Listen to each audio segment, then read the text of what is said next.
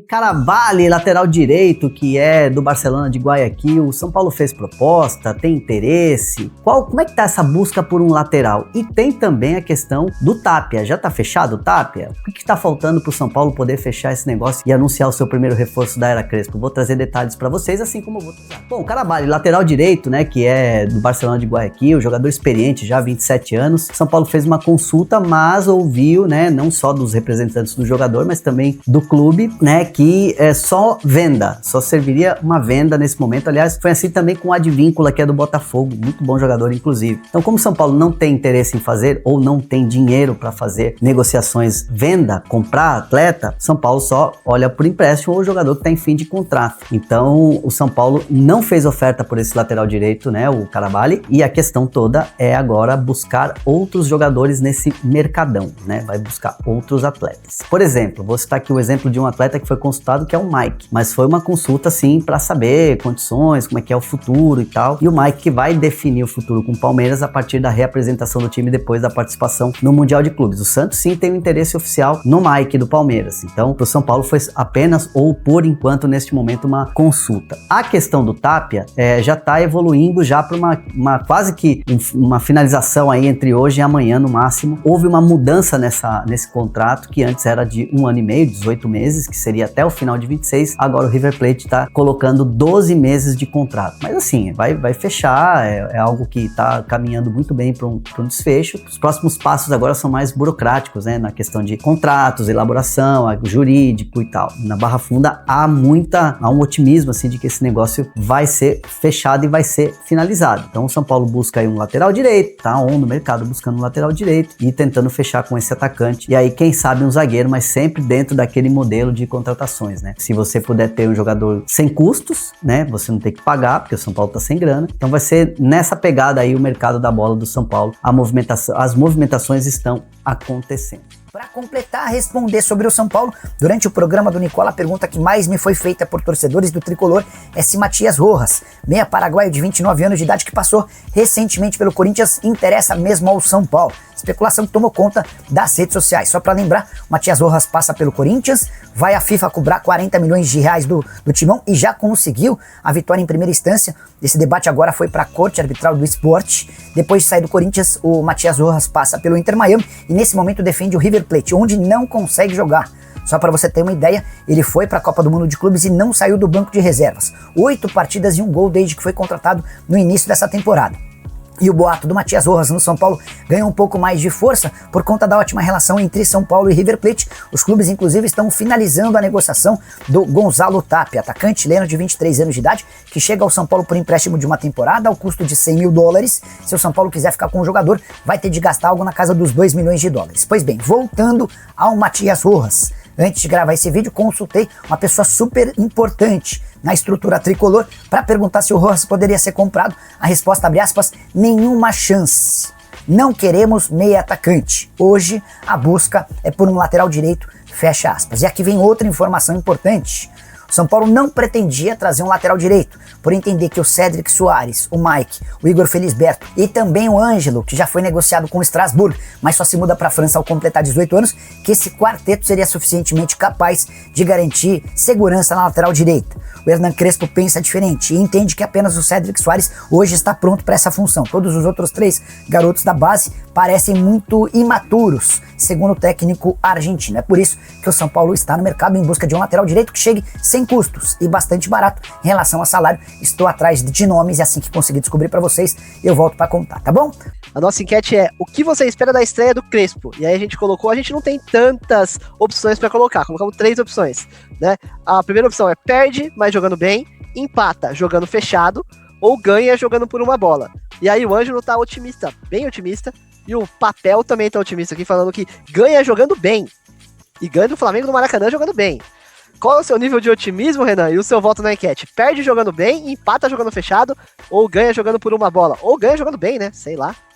Desde que o resultado seja bom, nesse momento pouco importa a performance, na minha opinião, né? É óbvio que se você conseguir vencer o Flamengo com uma boa atuação, dá moral, dá confiança, né? Porque depois também são jogos difíceis, Bragantino fora, que o retrospecto histórico não é bom, depois um clássico dentro de casa, se você consegue isso é fundamental. Mas nesse momento a preocupação maior é pelo resultado, independente da forma que seja.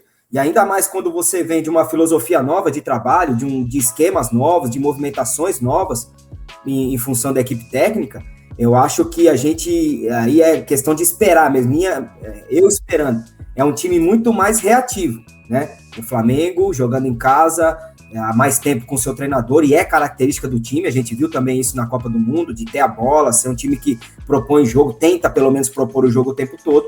E o São Paulo, pelo contrário, um trabalho novo, jogando fora de casa. Eu espero um time muito mais reativo, um time que jogue muito mais em contra-ataques, né, mas que seja bem compacto, que seja bem organizado.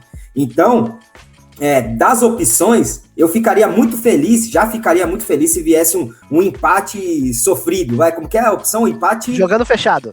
Jogando fechado, para mim já seria um bom resultado, assim, sinceramente já seria um bom resultado pensando em todos esses aspectos que eu falei. Por enquanto ganha por uma bola com 45%, empata jogando fechado 35% e o perde jogando bem 20%. Vamos falar um pouquinho sobre o time que o Crespo tá pensando em montar, né? A gente já publicou algumas vezes lá no UOL que ele tem focado muito nesse time com 3 zagueiros, né? É a formação que ele já tinha falado que queria implementar no São Paulo e ele não vem tentando muitas alternativas durante os treinos, ele vem tentando mais aperfeiçoar esse esquema com 3 zagueiros. E aí, acho que a principal notícia nesse caso é que ele tem treinado com o Luciano no ataque. O Luciano tá suspenso, ele não joga contra o Flamengo.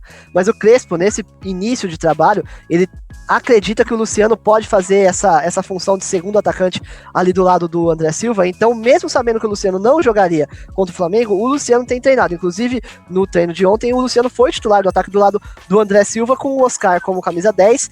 E aí, meio que uma linha de 4 atrás ali, né? Os 2 alas, que deve ser o Cedric e o Enzo, e os 2 volantes mais soltos, o Alisson e o Marcos Antônio, e aí os 3 zagueiros.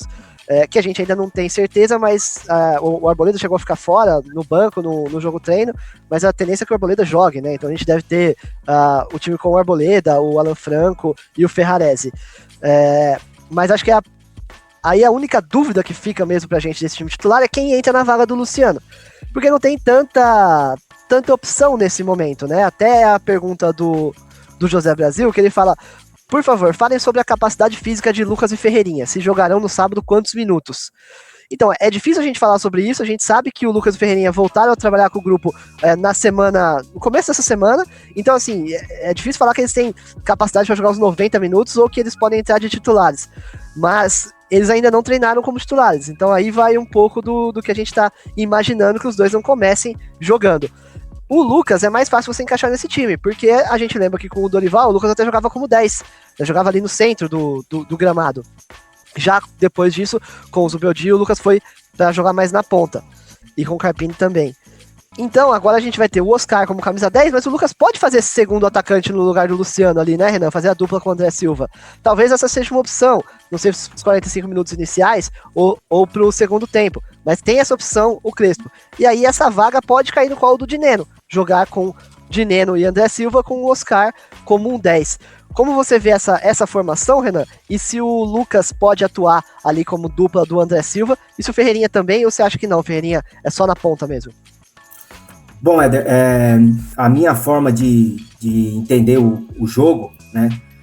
O Lucas, em condições, com certeza ele pode fazer essa função. Aí teríamos variações de um 3-5-2 para um 3-6-1, ele e o Oscar vindo mais de trás, e o André Silva, no caso, que é o que tem jogado ali como centroavante. Pode ser essa variação, tem que ver a condição física dele, se ele teria condição.